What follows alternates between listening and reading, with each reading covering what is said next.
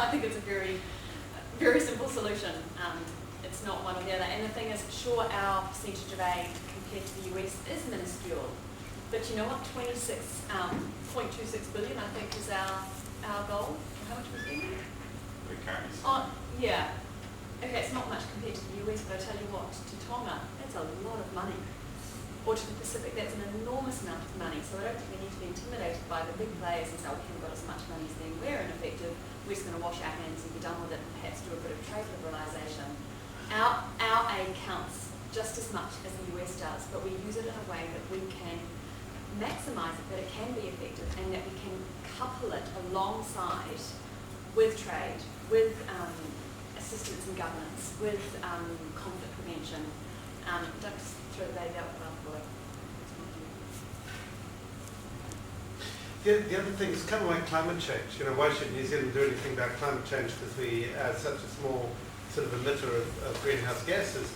The reason to do it is because we can form part of an international consensus on climate change, which will bring in the big emitting countries and will lead to a multilateral agreement on climate change. And New Zealand doesn't have much voice around the table if we're not prepared to do it ourselves.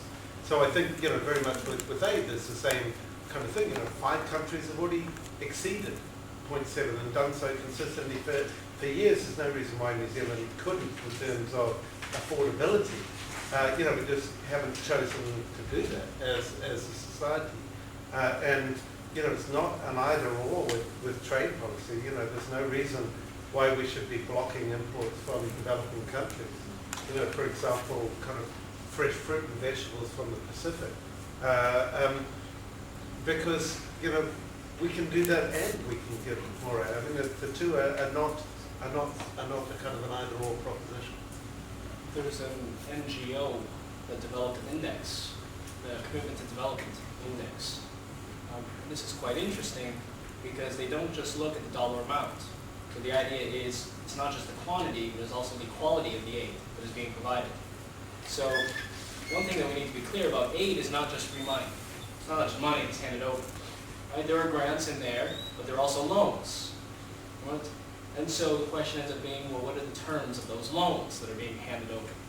Also has to do with the issue of trade that's been raised.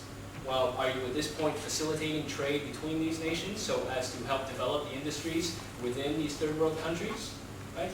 Now, what about technical assistance? Where's the place of that? And what about migratory patterns? So what about people coming back and forth? Are you facilitating this or are you making it more difficult? So Japan, for instance, which gives out far more, right, than many countries do, ranks very low, right, on the development index because they have a very closed society, a very closed market. Australia, right, comes right after the Big Five. The Big Five being Finland and Sweden and Norway, so we've got the Scandinavians have it down, they've had it down for some time now. We can learn from them, we can learn much from them. But then you also have Australia in there. Australia isn't giving that much, but they're actually opening up, right? And they're facilitating trade between third world countries and themselves. So it's not just about the amount, it's not just about the quantity, it's also about the quality. There's ways we can look at that. I'm not sure I'd use Australia as a good example on trade policy.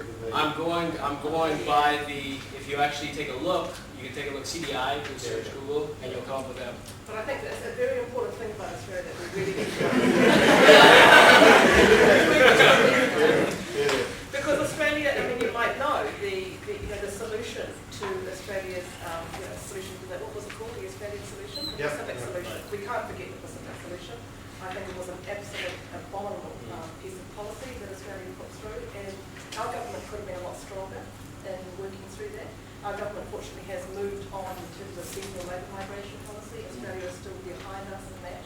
But we can't forget the lessons of the Australian Pacific solution. It really was a reminder that we're not, in some instances, in the 21st century. We're still way back in the 20th century, even further back in the 19th century.